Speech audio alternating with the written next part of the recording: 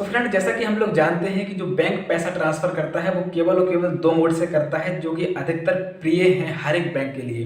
पहला तो होता है आपका एनईएफटी यानी कि नेशनल इलेक्ट्रॉनिक फंड ट्रांसफर। दूसरा होता है आपका आरटीजीएस यानी रियल टाइम ग्रोस सेटलमेंट। अब इन दोनों में डिफरेंस क्या है, इन दोनों में क्या डिफरेंस है, आज की वीडियो में आपको बताने वाला हूँ। वीडियो बहुत हेल्पफुल होने वाली है, इसलिए मेरी आपसे छोटी सी गुजारिश है, आपको अपने चैनल को सब्सक्राइब कर लेना है और वीडियो को लाइक कर लेना है, क्योंकि ऐसे ही हेल्पफुल कंटेंट मैं आप सभी के साथ शेयर करता रहता हूँ। चलिए फ्रेंड शुरू करते हैं।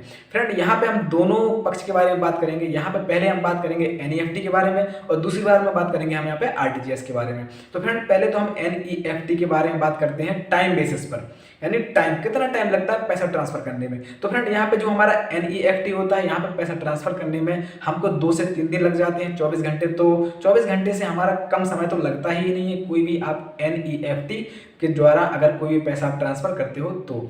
अब यहाँ पे आपका मैं बता रहा हूँ मिनिमम आपको 2 से 3 दिन लग जाते हैं और मैक्सिमम आपका 1 महीने भी जा सकता है। अब यहाँ बात करते हैं भाई आरटीजीएस की। आरटीजीएस फ्रेंड जो होता है हमारा बेसिकली तरीके से अगर बात की जाए तो आपका रियल टाइम में पैसा ट्रांसफर होता है, यानी कह सकते हो कि अधिकतर जो लोग फॉर्म भरकर पैसा ट्रांसफर करते हैं वो आरटीजीएस मोड का यूज करते हैं। तो इसलिए फ्रेंड आपको यहाँ पे समझ में आ रहा होगा कि टाइम के मामले में यहाँ पे आरटीजीएस बेस्ट है, यानी कि पैसा हाल के ट्रांसफर हो जाता है एनईएफटी के मुकाबले।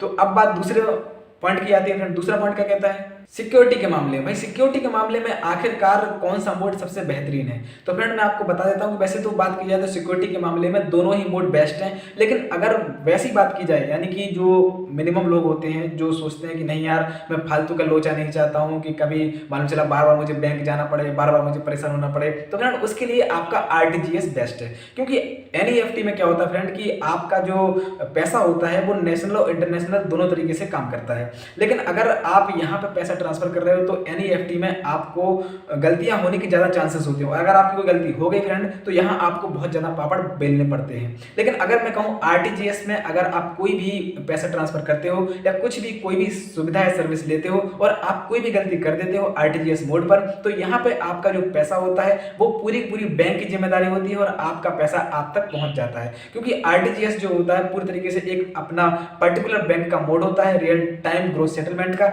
जो कि आपके पैसे को किसी दूसरे अकाउंट में गलत अकाउंट में पहुंचने ही नहीं देता। अगर गलती से पहुंच भी जाता है आप खुद गलत फॉर्म भर देते हो फ्रेंड, तो यहाँ पे आपका पैसा जो होता है वो ऑटोमेटिकली आप तक पहुंच जाता है और सही डेस्टिनेशन पर वहां पे पहुंचा दिया जाता है। लेकिन अब मैं बात करूं तीसरे पॉइंट की। भाई तीसरा पॉइंट आता है ऑनलाइन और ऑफलाइन का। तो फ्रेंड यहाँ पे देखिए, अब बहुत से लोग सोचते हैं कि भाई क्या जो आरटीजीएस है वो केवल केवल ऑफलाइन मोड पर काम करता है, तो नहीं फ्रेंड ऐसा नहीं है।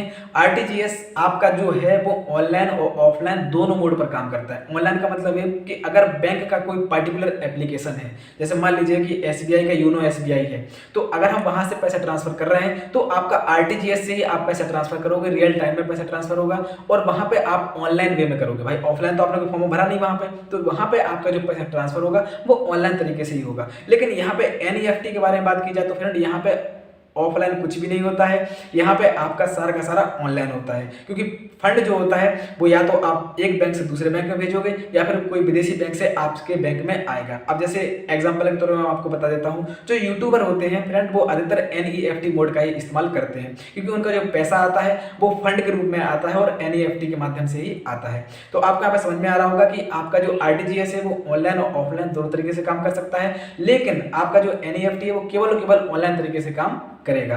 अब बात करते हैं लास्ट पॉइंट की, फंड ट्रांसफर। भाई फंड ट्रांसफर कैसे होता है, तो फ्रेंड मैं आपको बता देता हूं कि जो एनईएफटी में फंड ट्रांसफर होता है वो किसी भी संस्था या किसी भी बैंक या कह सकते किसी भी कंपनी के एक पर्टिकुलर बैंक से सीधा सीधा आपके अकाउंट में आता है, जो कि 1-2 दिन भी लग सकते हैं। तो यहाँ पे आपका एनईएफटी में थोड़ा सा टाइम भी हो जाता है और सीधा सीधा बैंक टू बैंक कनेक्शन इसमें रहता है। लेकिन अगर आरटीजीएस की बात करें तो यहाँ पे एक व्यक्तिगत रूप से भी हम पैसा ट्रांसफर कर सकते हैं रियल टाइम में, एट द सेम टाइम पर आपके अकाउंट में पैसा पहुंच जाता है। तो फ्रेंड आपको यहाँ पे समझ में आया होगा कि आखिरकार यहाँ पे जो आप फंड ट्रांसफर करते हो, जो ट्रांसफर मनी करते हो, उसमें क्या डिफरेंस है। मैं आशा करता हूँ कि आज की वीडियो आपको पसंद आई होगी, आप ये भी समझ पाए होंगे भाई कि एनईएफटी और आरटीजीएस में बेसिक सा डिफरेंस क्या है। मैं आशा करता हूँ कि आज की वीडियो आपको पसंद आई, वीडियो अच्छी लगी हो तो चैनल सब्सक्राइब कर लीजिए और वीडियो को लाइक कर लीजिए। मिलते हैं अगली वीडियो के साथ, तब तक के लिए ख्याल रखिए अपना, स्वस्थ रहिए, मस्त रहिए। Thank you so much.